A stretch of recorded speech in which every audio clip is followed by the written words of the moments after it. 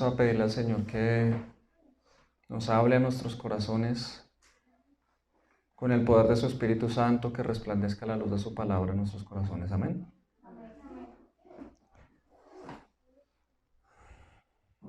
Padre, te damos muchísimas gracias por este tiempo.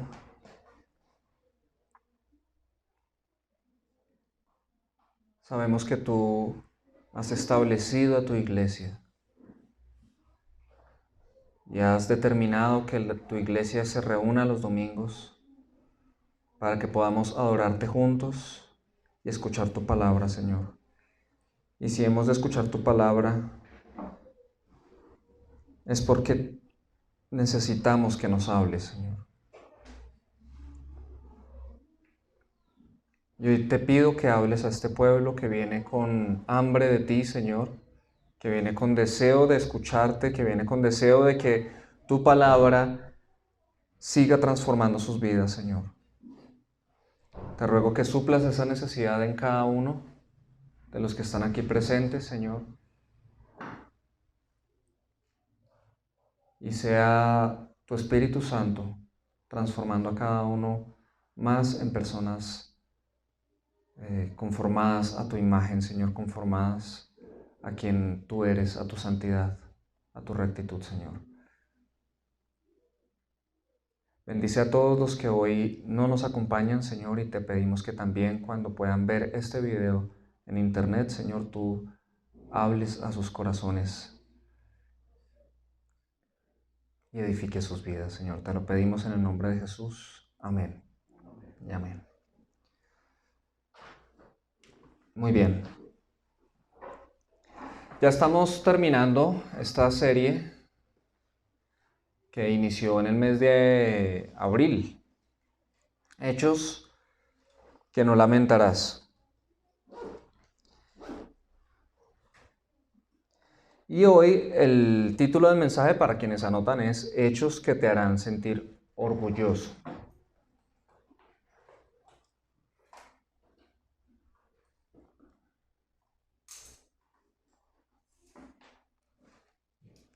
Y quiero empezar por hacer una pregunta que quiero que medites. Y es esta: ¿hace cuánto tiempo tomaste tu última mala decisión? ¿Hace cuánto tiempo? ¿Días? ¿Meses? ¿Años? Reflexiona en eso, por favor, unos segundos.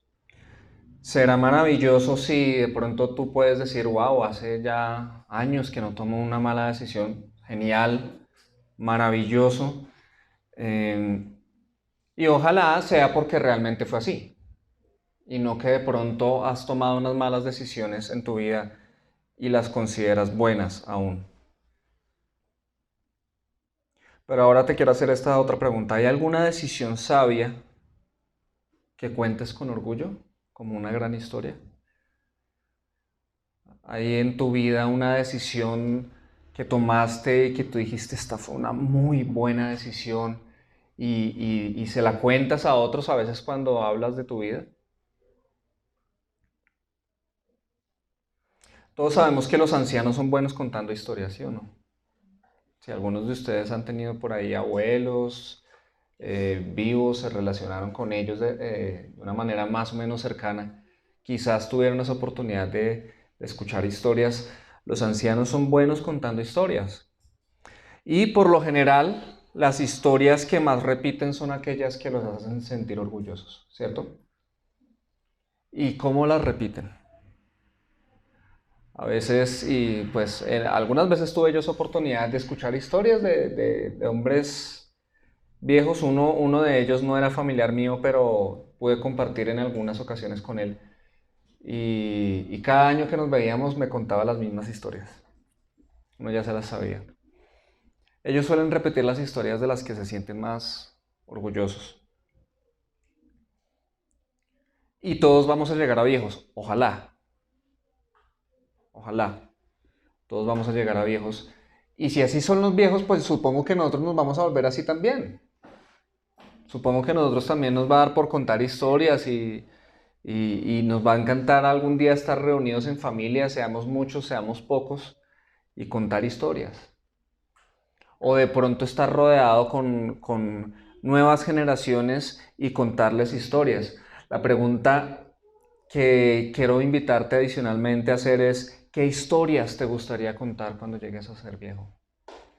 ¿Qué historias te gustaría contar de tu vida?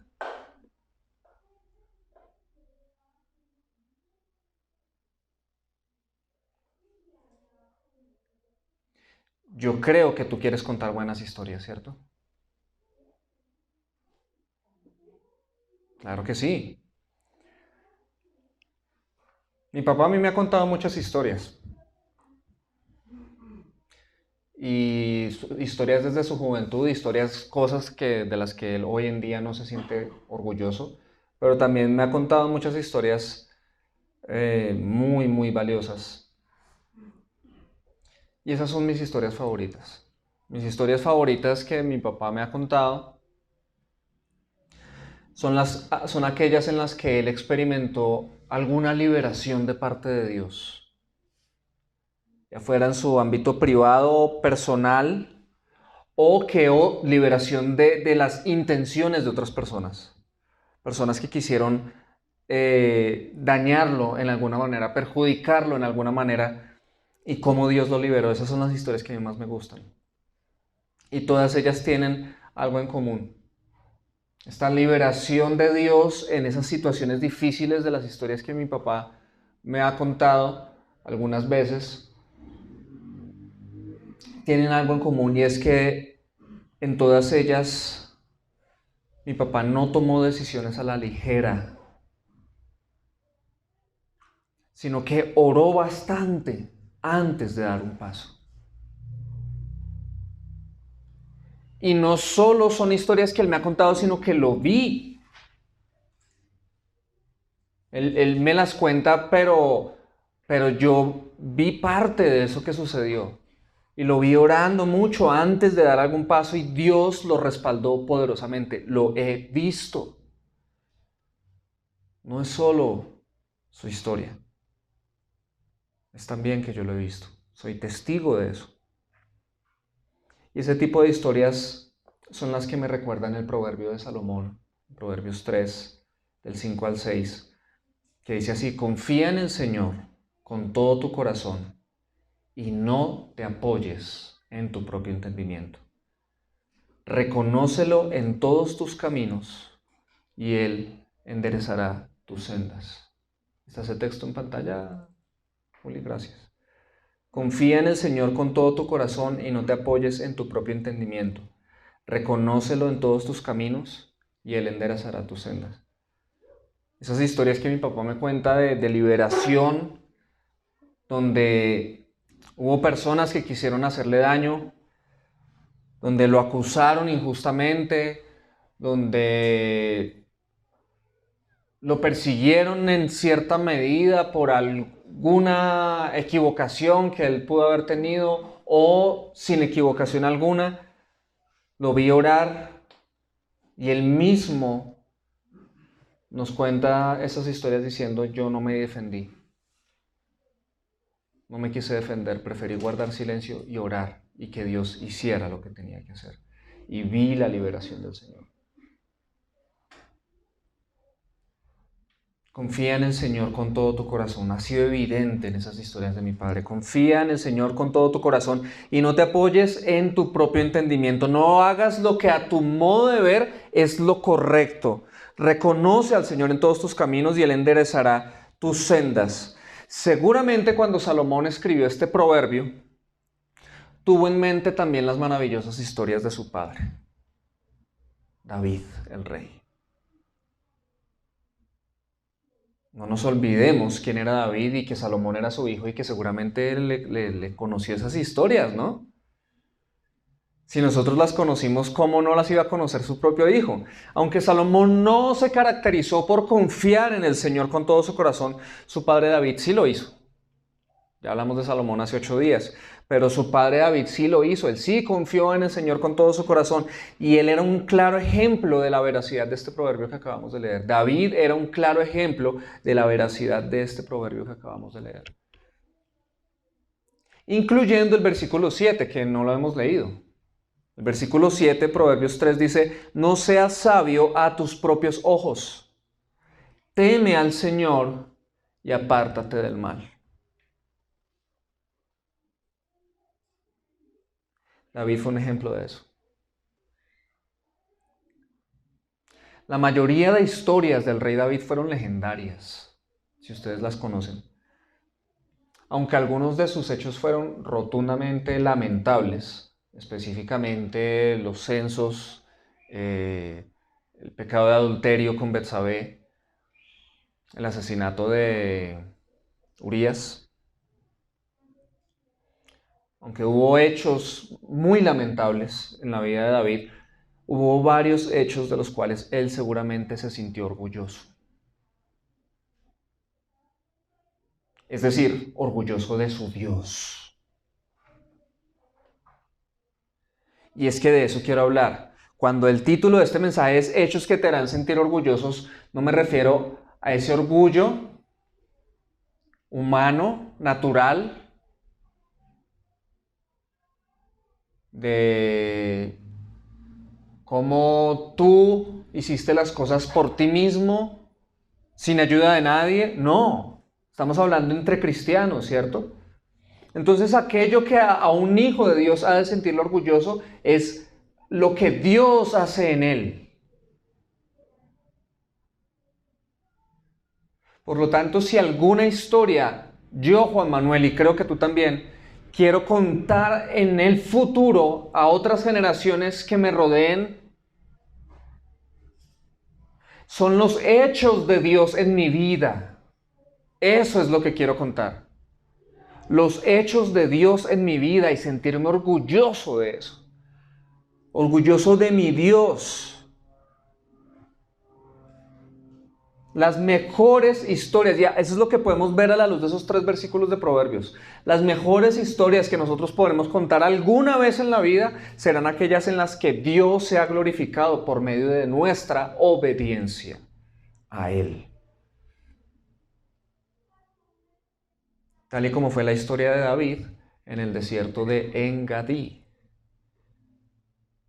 Pero antes de entrar a esa historia y lo que allí sucedió, entremos en contexto. ¿Quién era David? David era un pastor de ovejas. Un hombre común y corriente. Pero amaba a Dios. Amaba a Dios. Y había otro personaje por ahí, llamado Saúl. El primer rey de Israel. ¿Y quién era Saúl? Era un hombre que había sido puesto como rey, el primer rey de Israel, pero fue puesto por Dios. Fue puesto por Dios. Mira lo que dice Deuteronomio 17:15. Esto fue escrito en tiempos de Moisés, o sea, mucho antes. Porque Dios sabía que iba a llegar el momento en que Israel se convertiría en una nación fuerte y que ellos querrían tener un rey. Y mira lo que dice: ciertamente pondrás sobre ti al rey que el Señor tu Dios escoja. A uno de entre tus hermanos pondrás por rey sobre ti, no pondrás sobre ti a un extranjero que no sea hermano tuyo. Si te das cuenta, el rey que debía ser puesto sobre Israel era un rey escogido por Dios, y ese fue Saúl. Y él pertenecía a Israel, era de la tribu de Benjamín. Entonces Saúl fue un rey puesto por Dios. Partamos de ahí.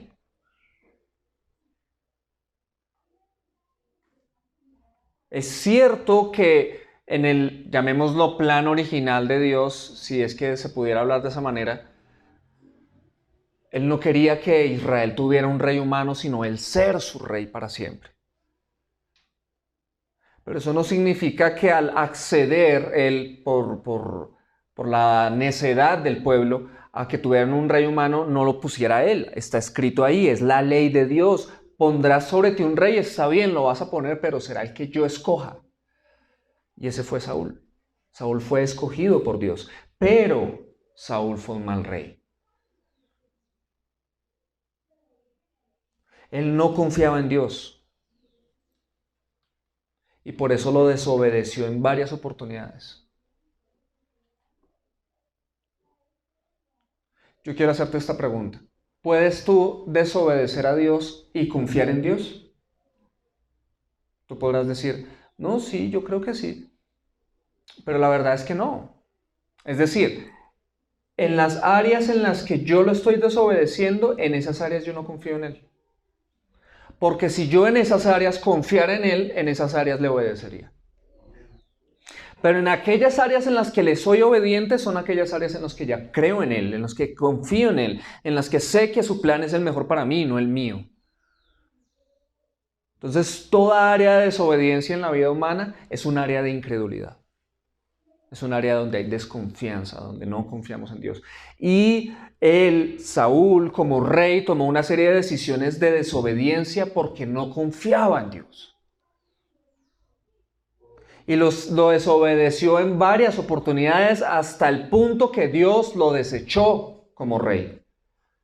Lo ideal hubiera sido que él hubiera sido rey y después su hijo hubiera sido rey y su nieto, y así por sus generaciones se hubieran extendido el linaje real. Pero no fue así. Fue tanta la desobediencia de Saúl que Dios lo desechó a él y a su descendencia para ser reyes. Y en primero de Samuel 15:28 dice así. Entonces Samuel, el profeta, le dijo a Saúl, hoy el Señor ha arrancado de ti el reino de Israel y lo ha dado, atención a esto, y lo ha dado a un prójimo tuyo que es mejor que tú. ¿De quién está hablando el profeta Samuel ahí?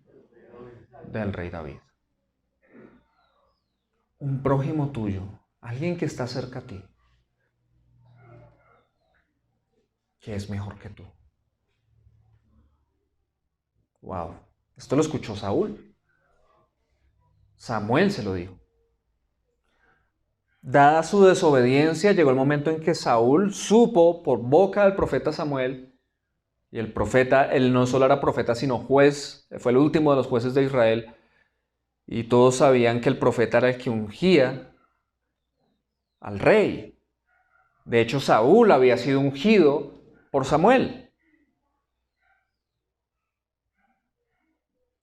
Y es él mismo quien le dice, hoy el Señor ha arrancado de ti el reino de Israel y lo ha puesto en manos de un prójimo tuyo que es mejor que tú.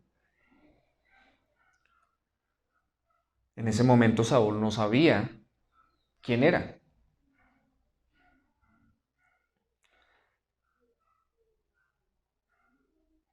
¿Cómo empezó David a ser usado por Dios? ¿Cómo empezó David a ser usado por Dios? Ustedes conocen la historia. Primero él era pastor de ovejas, ¿no? Entonces hasta ahí él escribía muchos salmos, él tenía una relación con Dios, pero el propósito de Dios para su vida todavía no estaba, llamémoslo así, iniciando. Hasta que un día Dios envió al profeta Samuel a ungirlo a él como rey. Y ustedes saben que Samuel, que era profeta o como lo llamaban en ese entonces, vidente, él iba él escuchaba la instrucción de Dios y se iba. Entonces ve a la casa de tal que allá vas a ungir a uno mío, a uno como rey para Israel. Y él se fue, le dijo al señor Isaí, ¿cómo me le va? Por favor, muéstreme a sus hijos. Mire, son estos 6. Todos grandotes. Uno se los imagina así, ¿no? Todos grandotes, todos guapos. Él dijo, mínimo es este. No, ese no es, le dice el Señor. Y pasa por todos los 6. No, ninguno es. Y Samuel, entonces, ¿a qué vine yo?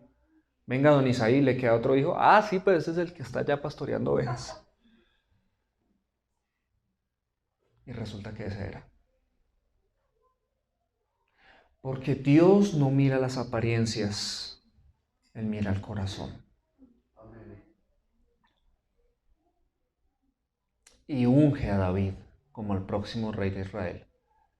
Yo no me imagino a David, él estaba casual, pastoreando ovejas, y le dicen, David, venga, que lo están llamando. Y él llega, el profeta Samuel, quién sabe si se conocían de antes, yo supongo que no, no lo sé. Y lo unge como rey, y eso tuvo que haber sido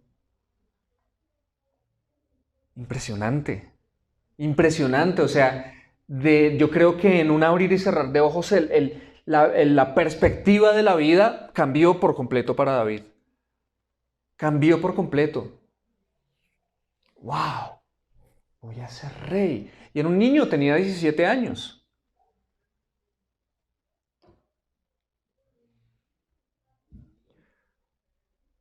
Poco tiempo después, Isaí le dice, venga, mijo, vaya, llévele acá almuerzo a sus hermanos que están allá en la guerra.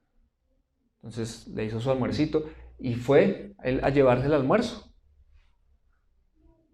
Y cuando llega ya a llevar el almuerzo se da cuenta que está todo el ejército de Israel amedrentado porque hay un tipo por allá gigante de más de 3 metros de estatura retándolos, diciéndoles, venga uno de ustedes y si yo lo venzo ustedes van a servir.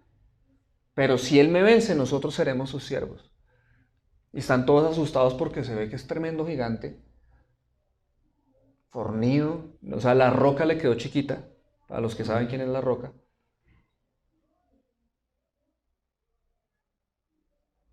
Y llega este David y lo ve ahí, ve a todo el pueblo amedrentado y dice, ¿qué está pasando? No, pues que este nos está diciendo que, que esto y lo otro. Y le dice, pues, ¿y este quién se cree?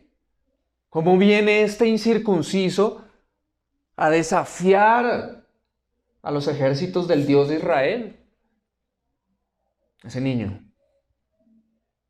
Ustedes conocen la historia. Él se acerca a unos y les dice, bueno, ¿y qué le van a dar al que se enfrente a este tipo? Entonces él va y le dice al rey, don rey, yo voy a ir. Pues usted es un niño. No, es que yo soy pastor y yo he peleado contra osos, contra leones para defender al rebaño. Yo tengo cancha. Bueno, está bien. Y se fue y lo venció. Pero él fue y le dijo, en el nombre del Señor de los ejércitos, tú vienes a mí con armadura, con jabalina, con todo eso, pero yo vengo a ti en el nombre del Señor de los ejércitos, al Dios que tú has desafiado. Y con una piedrita, ¡pum!, lo tumbó.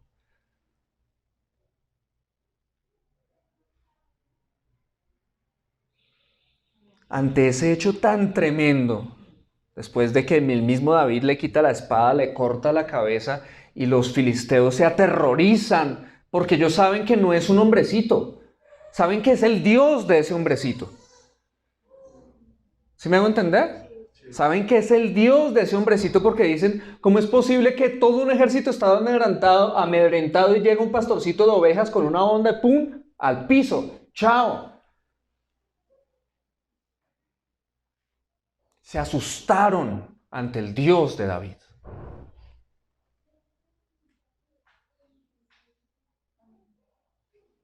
Y entonces cuando la gente se empieza a enterar de eso, la historia se vuelve tan legendaria que le compusieron una canción. No sabemos cómo era que sonaba, pero el coro decía algo así como, Saúl mató a sus miles y David mató a sus 10,000. En otras palabras, Saúl es tremendo, pero David es lo máximo.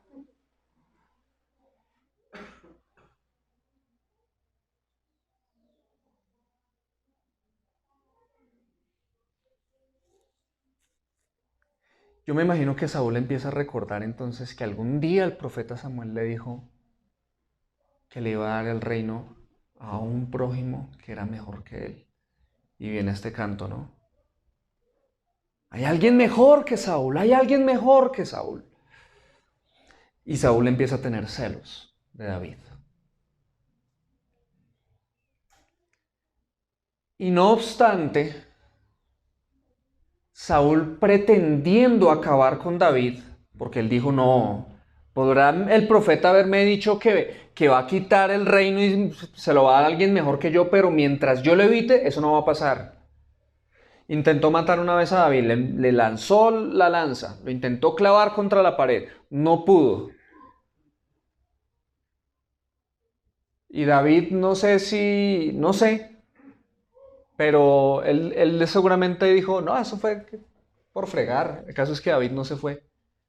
Él siguió visitando la casa el palacio bueno, la casa no sé si ya tendría un palacio, no sé cómo sería. La casa de Saúl, a pesar de que lo había intentado matar y él seguía por allá frecuentándolo. Y en un momento Saúl maquina lo siguiente y le dice, bueno, yo no voy a matar a este hombre, más bien voy a buscar que lo maten. Y le dice, te voy a dar a mi hija como esposa. Saúl le dice a David. Ese era el plan de Saúl. Pero lo que no entendía es que detrás de ese plan malvado de Saúl estaba el plan de Dios cumpliéndose. Le dice, te voy a dar mi hija como esposa. O sea, él mismo le cambió el estatus.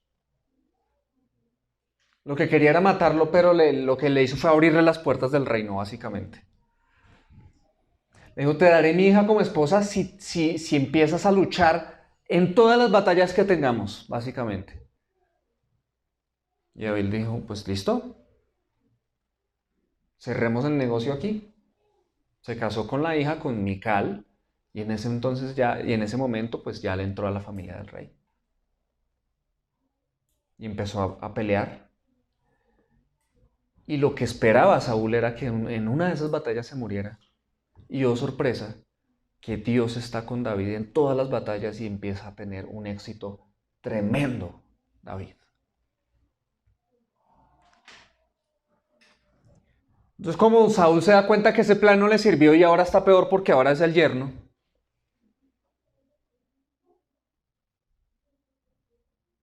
procura matarlo por segunda vez y ahí se arranca a perseguirlo. Y David por fin reacciona y huye.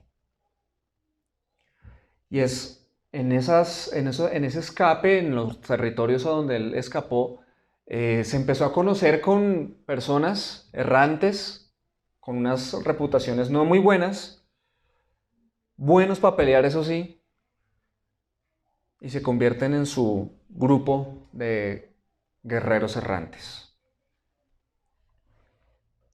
Y ese es el contexto. En uno de esos momentos está David en el desierto de Engadí. Y Saúl, después de una batalla contra los filisteos, alguien le dice, Rey, David está en el desierto de Engadí. Él dice, pues para allá me voy. Y seleccionó a 3,000 de sus mejores guerreros para perseguir a David allá. 3,000 de sus mejores guerreros para agarrar a David, para atrapar a David una vez él se enteró de su paradero. Y David estaba escondido en una cueva con sus hombres. Entonces Saúl entró en una cueva para hacer sus necesidades. Estaba en plena búsqueda, pero la naturaleza hizo su llamado. Y se fue a una cueva a hacer sus necesidades y resulta que era la cueva donde estaba David escondido con sus hombres. Entonces, atención a esto. Piensa esto. Escucha esto bien. El rey malvado.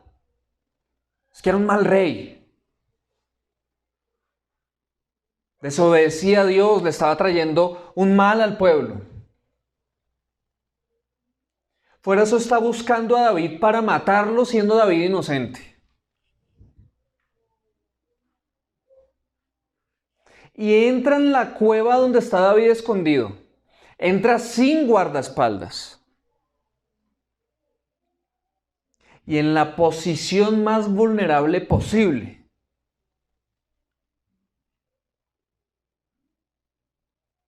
Mientras que David está ahí y había sido ungido como rey ya. ¿No era esta la oportunidad perfecta? ¿No era esta la oportunidad perfecta? El otro era un mal rey. Lo estaba buscando para matarlo. Y está ahí, vulnerable. ¿No sería Dios quien estaba entregando a Saúl en manos de David? Por lo menos así lo pensaron todos los hombres que estaban con David y lo animaron a matar al rey en ese momento. Ahora quiero que pienses en esa situación. ¿Será que David podía orar y ayunar por eso, a ver si era bueno o no matar al rey? ¿Será que podía empezar a pedir consejo? ¿Será que debía ir a buscar las escrituras, los rollos para ver si Dios le daba alguna dirección? No, él tenía pocos segundos. Él tenía pocos segundos para tomar esa decisión. Era aprovechar la oportunidad o perderla para siempre. Quiero que te des cuenta de cuán emocionalmente cargada estaba esa situación.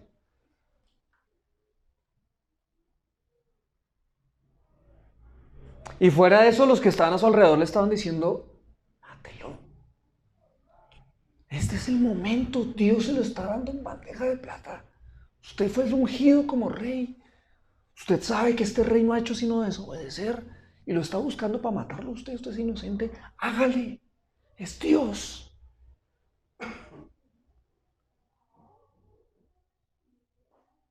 Qué carga emocional tan grande la de ese momento cuando uno tiene solo segundos para hacer algo. No hay tiempo para pensar.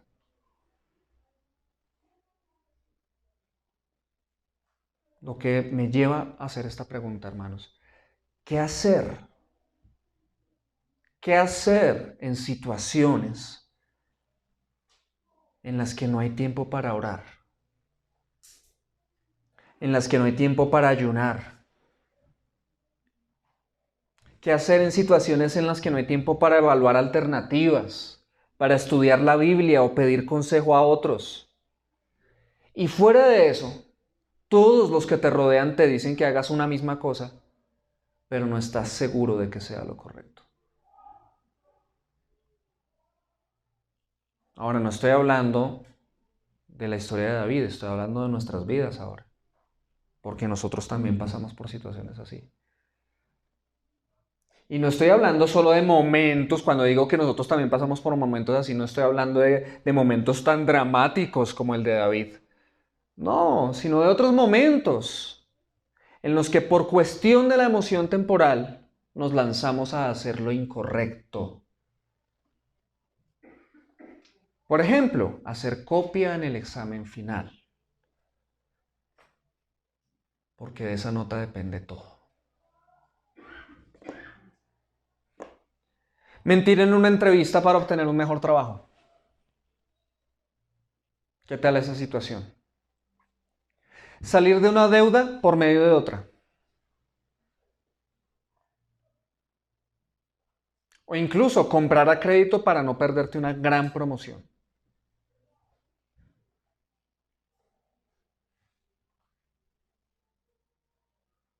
Y sí, tú tienes la emoción de que, uy, pero es que esto es tremenda promoción, esto no vuelve a salir. Pero es que estamos sin plata, pero es que mire esa promoción. Y tu emoción en ese momento es la de, uy, pero es que ahora sí vamos a tener esto y tan chévere y no sé qué. Y esa es la emoción del momento. Y te dejas guiar por esa emoción. Y después quedas no sé cuántos meses con una carga que te aflige, llamada deuda.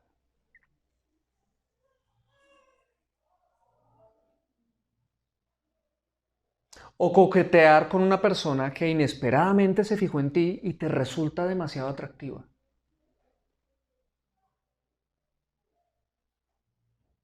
¿No te imaginaste que se podría llegar a fijar en ti? Tú ya con tu vida muy organizada. ¿Cómo me puedo perder esto?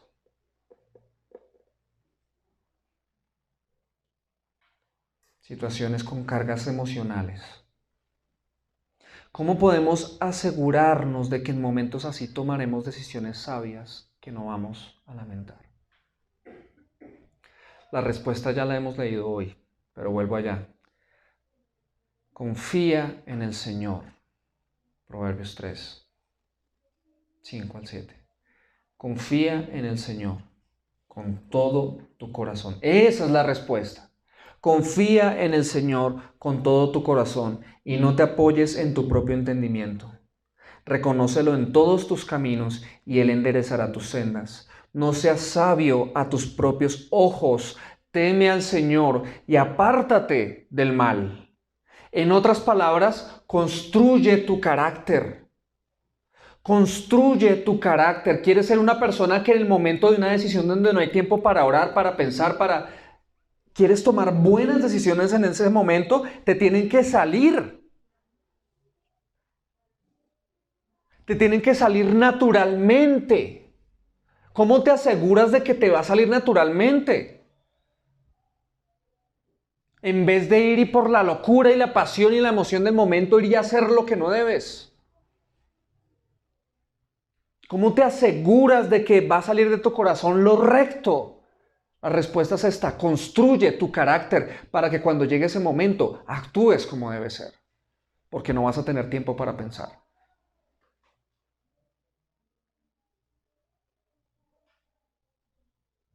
Dime si no es así. Una persona que confía en el Señor, una persona que no se apoya en su propio entendimiento, que reconoce a Dios en todos sus caminos y que no es sabio a sus propios ojos, sino que teme al Señor y se aparta del mal, es alguien que tiene una relación real y diaria con Dios. ¿Sí o no? No hay duda. Es una persona que periódicamente ayuna. Es una persona que estudia la Biblia. Es una persona que se rodea de personas sabias. Mira, escúchame esto. Si tú cultivas una relación real y diaria con Dios, si tú periódicamente ayunas, si tu salud te lo permite, claro está, si tú estudias la Biblia diariamente y si tú te rodeas de personas sabias, cuando llegue el momento de la tentación donde no hay tiempo para pensar, tú no te vas a equivocar. Tú vas a hacer lo correcto.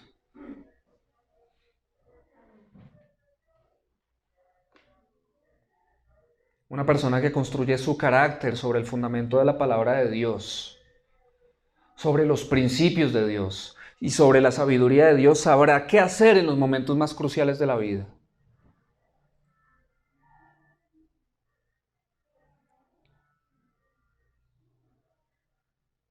Y eso es lo que personalmente estoy experimentando. Yo necesito, y hablo no para hablar de mí, sino que sencillamente me quiero poner en este momento como ejemplo, sabiendo que tú puedes pensar lo mismo de ti. Mi propia vida me ha dado testimonio de que mis propios caminos no son buenos, de que mis propias decisiones aparentemente me hacen pensar que voy a sentirme feliz, voy a sentirme bien, voy a pasarla delicioso, pero después cargo con el peso de esas decisiones. Y hubiera querido devolver el tiempo para no hacerlo así. Y por eso me he podido dar cuenta que necesito a Dios todos los días de mi vida, que necesito llenarme de Él, que necesito conocerlo, amarlo, amar su palabra, seguir sus principios, abrazar su sabiduría para no tomar más malas decisiones. Y es un alivio poder mirar hacia atrás y decir, oiga, vea, hace ya unos buenos meses o años que no tomo una mala decisión. He venido construyendo mi carácter. ¿Qué hizo David? Él no escuchó a sus compañeros. A pesar de que aparentemente ellos tenían razón. Era lógico. Era razonable lo que ellos le estaban diciendo a David. Pero David no se dejó llevar por las emociones del momento. En 1 Samuel 24, del 4 al 6 dice, y los hombres de David le dijeron, mira, este es el día que el Señor te habló allí en la cueva. Yo lo estoy diciendo en voz alta, pero imagínense lo secreteado, ¿no? Mira, este es el día que el Señor te habló. Voy a entregar a tu enemigo en tu mano, abre comillas, como si Dios les hubiera dicho eso, y harás con él como bien te parezca. Ahora, no es que Dios le hubiera dicho en algún momento: yo voy a entregarte a Saúl para que lo mates. Eso en ningún momento sucedió. Lo que pasa es que ellos quizás interpretaron que Samuel hubiera ungido a David para ser rey. Ellos lo interpretaron como que va a llegar el momento en que hay que quitar a Saúl y lo va a hacer David. Y esa es la oportunidad. Entonces David se levantó y cortó a escondidas la orilla del manto de Saúl.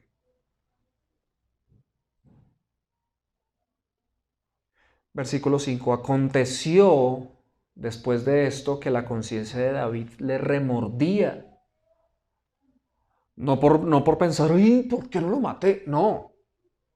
Sino porque incluso le pesó haber cortado el borde del manto de Saúl.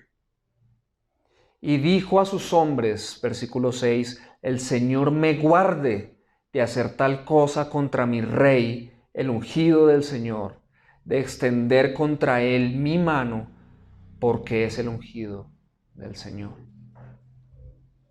Quizás los hombres de David se sintieron decepcionados, porque David solo cortó el borde del manto del rey. Yo creo que cuando David se acercó sigilosamente, ellos dijeron: le cortó la esquina del manto y ¿qué le dio? ¿Qué le dio a este man?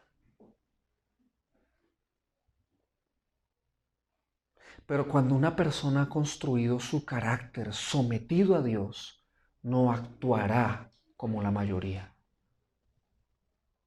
No actuará como la mayoría. No actuará según la sabiduría convencional. ¿Qué pasó después? Pues David le perdonó la vida a Saúl. Y años después, Saúl finalmente murió en batalla contra los filisteos junto con sus 3 hijos el mismo día. De modo que no quedó un heredero de la corona en un mismo día. Por lo tanto, el pueblo de Israel coronó a David como su rey. Era el yerno. Era príncipe. Dios cumplió su promesa. Dios cumplió su promesa. Amén. Dios cumple sus promesas. Dios cumple sus promesas, iglesia. No lo dudes. Es que tú te imaginas que la va a cumplir así y así en el día tal a tal hora. Tú te lo imaginas así, pero no, Dios lo cumple como no te lo imaginas, pero cumple. Dios es fiel, iglesia. Dios es fiel. Dios cumple sus promesas.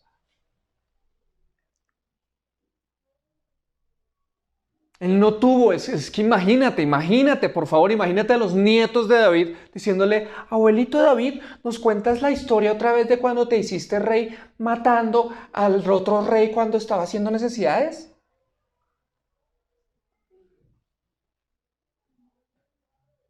No, David no tuvo que contarles nunca. Nunca David tuvo que contarle a sus nietos que se hizo rey tras matar al rey a oscuras, a sus espaldas, mientras hacía sus necesidades. Porque así no fue. David, todo lo contrario, pudo contar a su descendencia la historia de que se hizo rey porque confió en la promesa del Señor con todo su corazón y no confió en su propio entendimiento. Reconoció a Dios en todos sus caminos y Dios enderezó sus sendas. No fue sabio. La historia de que no fue sabio a sus propios ojos, sino que temió a Dios y se apartó del mal.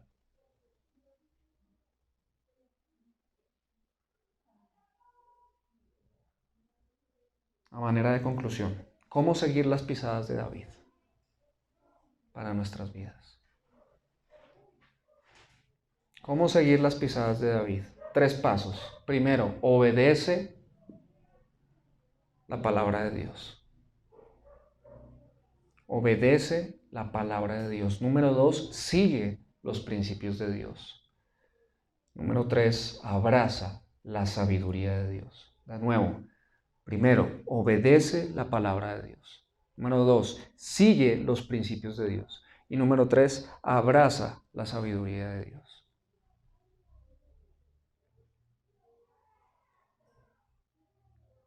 Y creo que esas tres cosas están resumidas en el versículo 6 de 1 de Samuel 24. Y dijo David a sus hombres: el Señor me guarde de hacer tal cosa contra mi rey, el ungido del Señor, de extender contra él mi mano, porque es el ungido del Señor. ¿Será que David con esas palabras estaba expresando que él tenía un mandamiento en mente para obedecer? ¿Qué piensan ustedes? Mira lo que dice Éxodo 22, 28.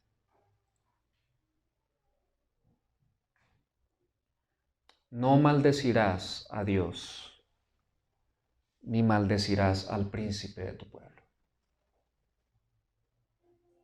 Ahí está clarísimo. No maldecirás a Dios, ni maldecirás al príncipe de tu pueblo. Si ni siquiera había que lanzar maldiciones, si ni siquiera había que hablar mal, mucho menos matarlo. Entonces David se abstuvo de matar al rey en obediencia a la ley de Dios, en obediencia a la palabra de Dios. Mira lo que dice Jesús, Mateo 5, 38 al 48. Nuestro Señor dijo esto: otra de las enseñanzas de Moisés fue esta: si alguien le saca un ojo a otro, también a él se le sacará un ojo. Si le rompe un diente, también a él se le romperá otro. Pero ahora yo les digo esto: no traten de vengarse de quien les hace daño. Si alguien les da una bofetada en la mejilla derecha, pídanle que les pegue también en la izquierda. Si alguien los acusa ante un juez y quiere quitarles la camisa, denle también el abrigo. Si un soldado los obliga a llevar una carga por 1 kilómetro, llévenla 2 kilómetros. A quien les pida algo, dénselo. Y a quien les pida prestado, préstenle. Esta es otra orden que dio Moisés hace muchísimo tiempo. Amen a su prójimo y odien a su enemigo. Pero ahora yo les digo: amen a sus enemigos y oren por quienes los maltratan. Así demostrarán que actúan como su Padre, Dios, que está en el cielo. Él es quien hace que salga el sol sobre los buenos y sobre los malos. Él es quien manda la lluvia para el bien de los que lo obedecen y de los que no lo obedecen. Si ustedes aman solo a quienes los aman, Dios no los va a bendecir por eso. Recuerden que hasta los que cobran impuestos para Roma también aman a sus amigos. En términos nuestros, recuerda que los guerrilleros también aman a sus camaradas. Recuerda que los narcotraficantes y los políticos corruptos también aman a sus amigos. Dios no te va a bendecir a ti porque ames a tus amigos. Tú vas a marcar una diferencia es cuando amas a los que te han hecho daño.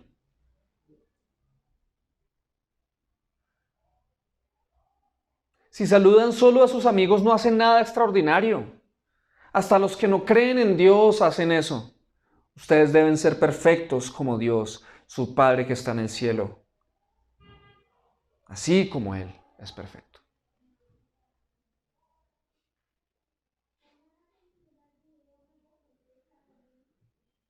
Por lo tanto, cuando te parezca muy justo vengarte, cuando te parezca muy justo devolver el golpe,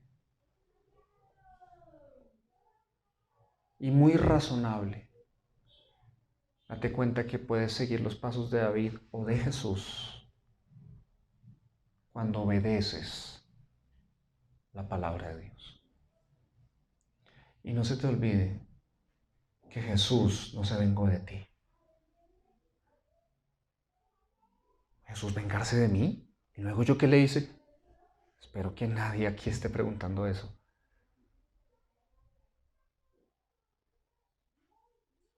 Porque todo pecado es contra Él. Y Él, en vez de destruirnos, nos salvó.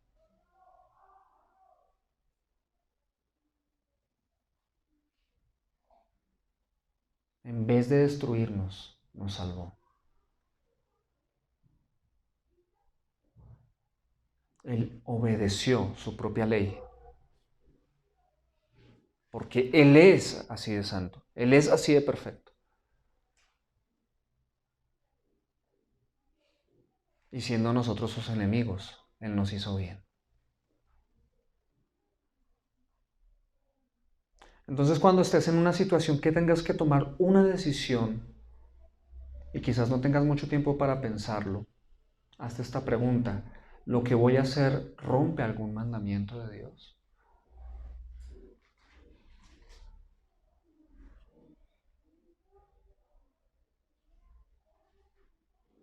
Ahora, si tú dices, oiga, pero es que yo ni siquiera conozco la Biblia, entonces conócela y rodéate de personas que la conozcan. ¿Qué ganas tú rodeándote de personas que lo único que te van a llevar es a hacer lo equivocado? ¿Qué ganas?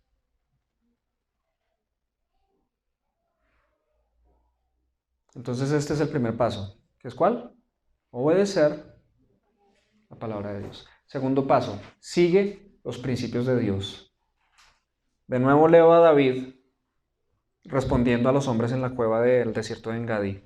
Y dijo a sus hombres: el Señor me aguarde de hacer tal cosa contra mi rey, el ungido del Señor, de extender contra él mi mano, porque es el ungido del Señor. Ahora bien, los mandamientos de Dios son claros, están ahí en la Biblia. Hermanos, si viene una fulanita y me hace sonrisitas y me hace coquitos y me hace esto y lo otro, yo no voy a empezar a orar: Señor, ¿será que debo irme con esta chica? ¿Ustedes creen que debo orar por eso? No, ¿por qué? Porque está claro, punto. La Biblia lo dice: no cometerás adulterio. No hay más tema. No hay más tema, punto. No hay tonos grises, es blanco o es negro. Entonces, con obedecer la palabra de Dios me libro de mil líos. Pero no solo obedecer los mandamientos claros de Dios, lo que Él ya ha dicho, sino también los principios de Dios. Y eso ya no es tan fácil de ver, porque los principios no están escritos literalmente en la Biblia, sino que los extraemos de la Biblia, de una historia. Los principios. Por ejemplo, acabamos de leer ahí de nuevo este pasaje de 1 Samuel 24:6, y ahí no hay un mandamiento, pero ahí hay un principio. Claramente David estaba entendiendo un principio, y es este: lo que Dios pone, que sea Él quien lo quite. Claramente David tenía un principio en su cabeza puesto. Si Dios lo puso, no lo voy a quitar yo. Por lo tanto, mientras Él siga estando vivo, Él sigue siendo mi rey. ¿Te das cuenta cómo Él sigue un principio? A pesar de que no había un mandamiento claro en cuanto a eso, ya salimos del tema de los mandamientos, que sí había un mandamiento: no maldecirás al príncipe de tu pueblo, pero Él aquí está hablando también de un principio, y es: si Dios lo puso, que sea Él quien lo quite, no lo voy a hacer yo. Otro principio: es mejor a la manera de Dios que a mi manera. ¿Amén? Sí podemos decir amén a un principio de eso, ¿cierto? Es mejor a la manera de Dios que a mi manera. Sigue los principios de Dios.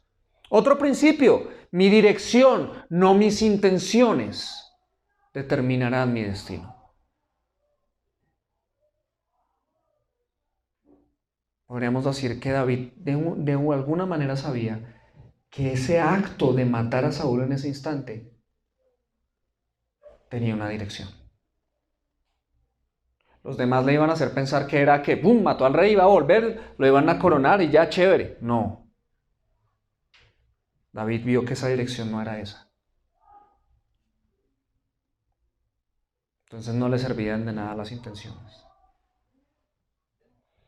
Entonces, para que tú puedas seguir los principios de Dios, de nuevo tienes que conocer la palabra de Dios. Tienes que meterte en estas historias y meditar en ellas. Extrae principios de la palabra de Dios, pero también hazte estas preguntas. ¿Lo que voy a hacer viola algún principio de Dios? ¿Lo que voy a hacer viola algún principio de Dios? Y otra pregunta que te puedes hacer es, ¿hacia qué destino me llevará esta decisión?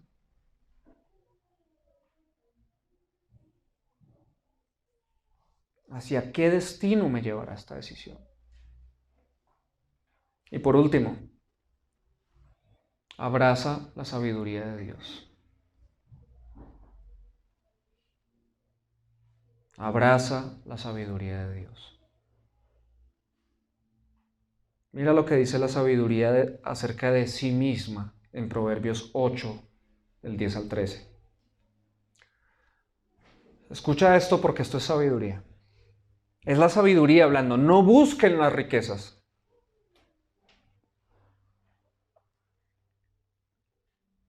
O sea, es clarísimo. ¿Sí o no? No busquen las riquezas, mejor busquen mis enseñanzas y adquieran mis conocimientos, pues son más valiosos que el oro y la plata. Los más ricos tesoros no se comparan conmigo. Yo soy la sabiduría y mi compañera es la experiencia. Siempre pienso antes de actuar. Siempre pienso antes de actuar. Los que obedecen a Dios aborrecen la maldad.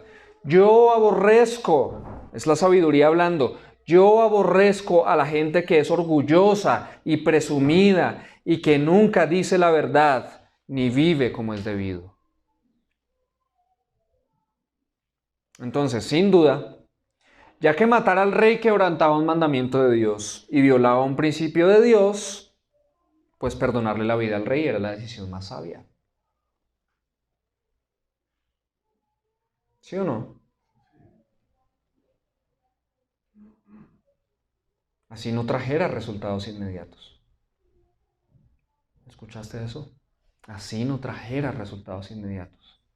Tú a veces puedes estar siendo llamado por Dios a tomar una serie de decisiones que tú dices, pero es que esto no lo haría, esto no hace la gente normal. La gente normal haría esto, esto y esto. Y Dios me está diciendo que haga esto, esto y esto. Fuera de eso, si hiciera lo que hace la gente normal, los resultados vienen así. Piensas de esa forma. En cambio, si hago esto a la manera de Dios, como que nada queda claro y como que me toca decir, bueno, Dios hará. Y sí, Dios hará.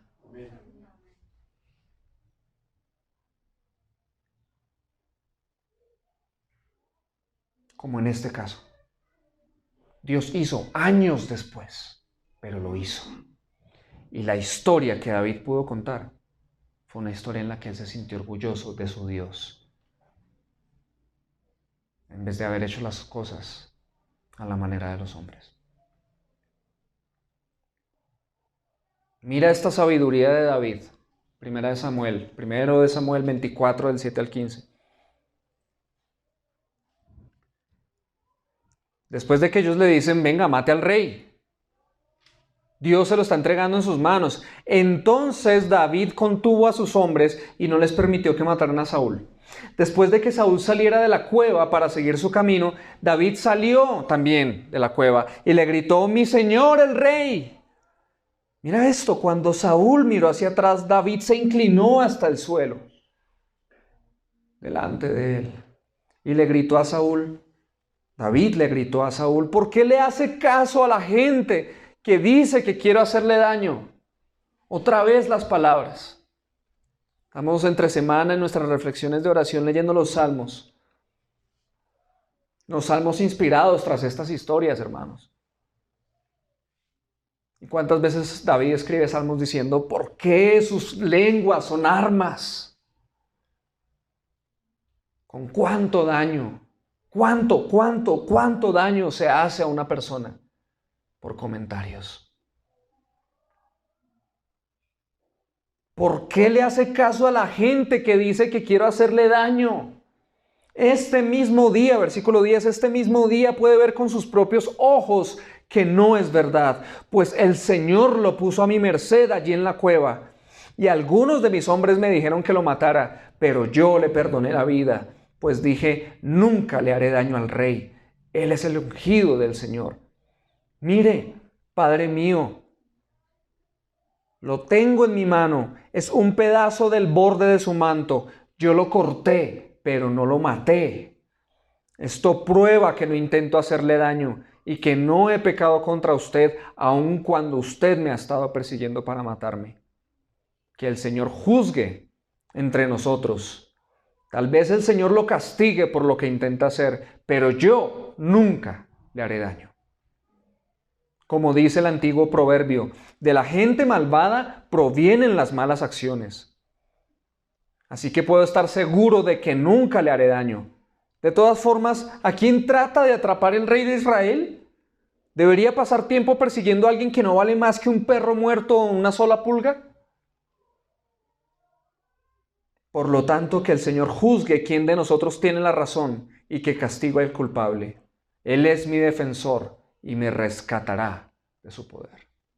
Sabiduría de Dios.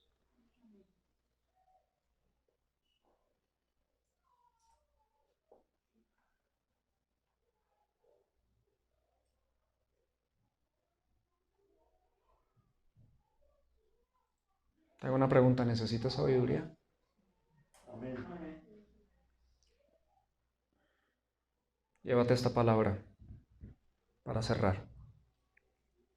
Santiago 1, versículos 2 al 5 y 19 al 21. Santiago 1 del 2 al 5 y del 19 al 21. No sé si... No está allí. Bueno, quiero leérselas en esta versión. La Biblia al día del 79, 75, si no estoy mal. Esta traducción me encanta.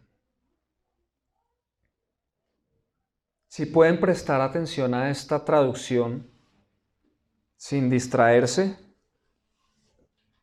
genial. Escuchen esto. Amados hermanos, si puedes cerrar tus ojos y escuchar, esto es palabra de Dios, esto es Dios hablando a tu vida. Amados hermanos,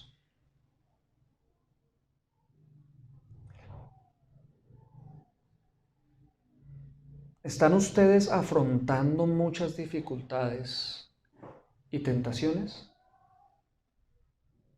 Alégrense, porque la paciencia crece mejor cuando el camino es escabroso. Déjenla crecer, no huyan de los problemas. Porque cuando la paciencia alcanza su máximo desarrollo, uno queda firme de carácter. Perfecto, cabal, capaz de afrontar cualquier circunstancia. El que desee saber lo que Dios espera de él, pregúntele al Señor. Él con gusto le responderá, pues siempre está dispuesto a conceder sabiduría en abundancia a los que la solicitan, y la da sin reproches.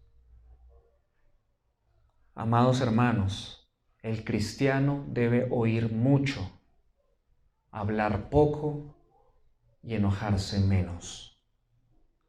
La ira no nos pone en bien con Dios. Así que deshagámonos de la maldad que interna o externamente haya en nuestras vidas. Y regocijémonos humildemente con el glorioso mensaje que hemos recibido. Mensaje que salva al alma al apoderarse de nuestros corazones. Amén.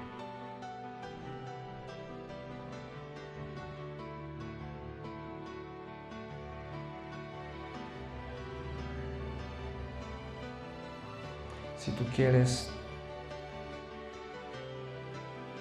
abrazar la sabiduría de Dios, será bueno hacerte esta pregunta. Después de esta decisión, ¿qué historia voy a querer contar?